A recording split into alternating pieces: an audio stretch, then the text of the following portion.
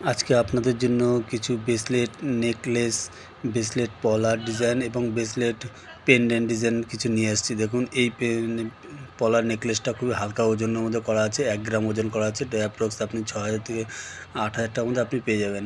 এই একটা পলার হার দেখুন খুবই সুন্দর এবং ভরাট ডিজাইনের মধ্যে করা আছে। এই হারটার ওজন আছে আপনার 1 গ্রাম 700 মিলি ওজন। আপনি 13 থেকে 14,000 টাকার মধ্যে অ্যাপ্রক্স এই পলার হারটা পেয়ে যাবেন।